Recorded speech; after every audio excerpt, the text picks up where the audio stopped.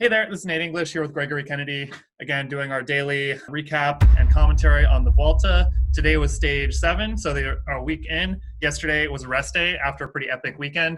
And today was pretty fun and interesting. There's been a lot of sorting in the GC, so there's a lot of clarity about who's in contention for the win, who needs to make up time, who maybe is an outsider and maybe has some freedom to like go in the break and be given a long leash because they aren't in contention anymore, but maybe they're very strong.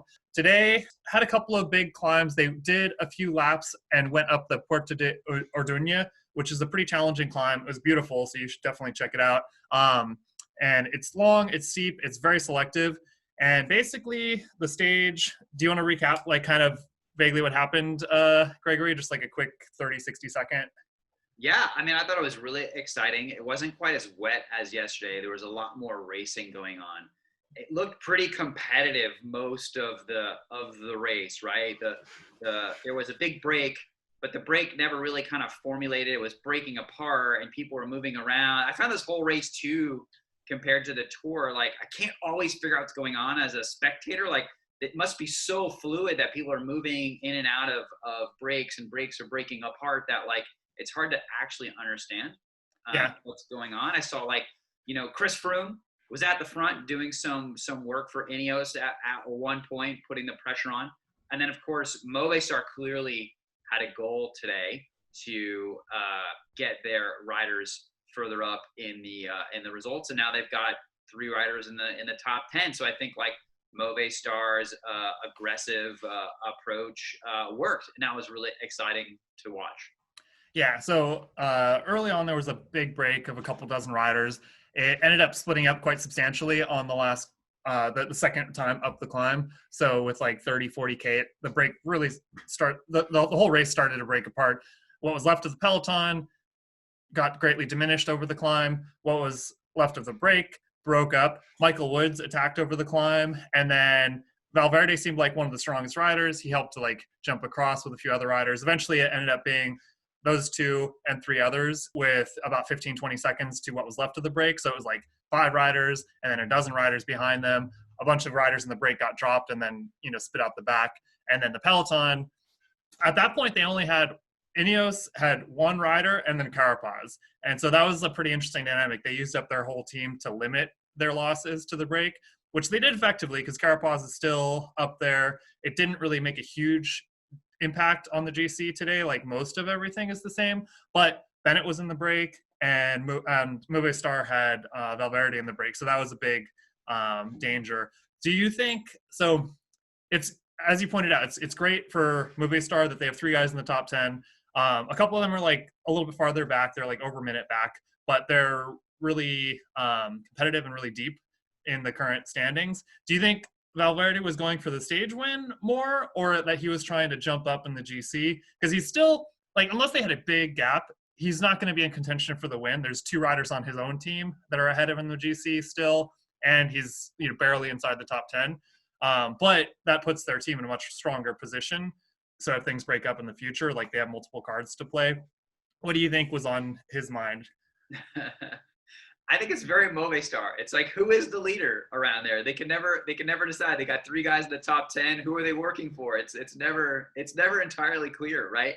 I mean, my best guess is that Valverde was going for the stage win, right? You could see that like the teams back in the peloton, Jumbo and Ineos that are have the leaders, weren't all that concerned about the break, right? So if they really thought Valverde was a threat, and that what they were doing was gonna take the red jersey away or move someone up into the standings under a minute, I suppose, they would have had a really different response. You can see it was rather muted, right? They made an attempt to close down the gap. I think it was about a minute at one point. They said that they had closed the lead that the breakaway had at the end. So yeah, I think Movistar was like clearly trying to get Valverde for the stage win, but Woods was the better man on the day. Yeah, it was pretty fun. I feel like the whole last 10K was a great way to like see powerful and smart racers play it, just like as kind of like a racing clinic, like learning how to play a breakaway. Because it was cool where there's those 5 riders, and then like between 10 and 20 seconds back is a bigger group with a lot of other good riders. Like Rui Costa was in that group. A few teams had a couple of riders. So there was like an interesting dynamic where there's like a tiny break, a small gap, a small break, and then like a bigger gap to what was left of the field. And yeah, seeing it go down between Woods and Valverde was pretty fun because in some regards, they're both kind of similar riders. Like they're just strong and they have a powerful sprint, but they're the two guys to watch in that group. Or on the face of it, you would think that those two would be the favorites to win. So it was pretty fun seeing it go down.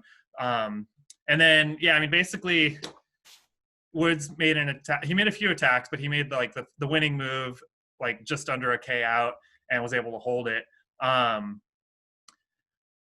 I don't know. What was like the biggest surprise for you today, or what are you thinking is going to happen in the coming days, especially with Movistar now, like in the strongest team contention? Like they don't have the lead, they don't have anyone on the podium, but they have three guys that are right there. Yeah, it's so Movistar. I love it. That team never ceases to entertain. I loved the documentary on Netflix as well that followed them through the season last year and went over all of the drama, right? It's still not apparent, like, who is the leader over there. It was nice to see Woods get another stage win, I think. Yeah, after his crash earlier, it's great to see him back in action this race.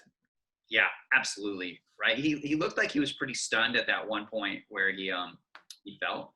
Yeah, he's still riding really strong, representing North America, right? Nice to see someone from Canada doing so well over in Europe. Yeah, and Hugh Carthy too. I'm happy to see him hanging in there.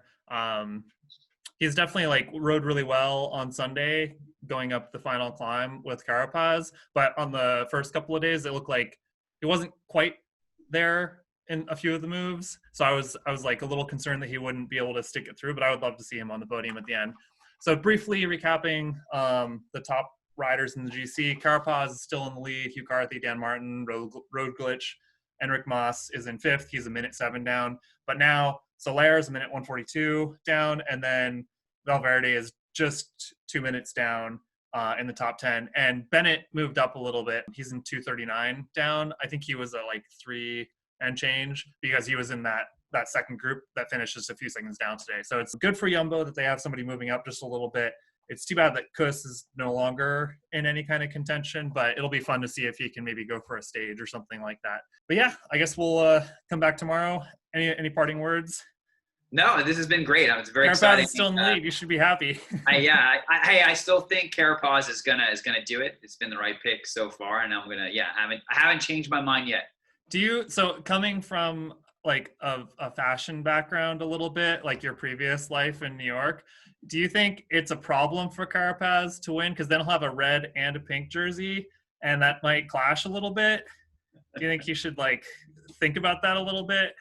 Fashion-wise, I think blue polka dots is what's in season here. So I'd go for King of the Mountains if it's all about the panache. Okay, great. You heard it here on this great podcast. Okay, I'll see you tomorrow, Greg.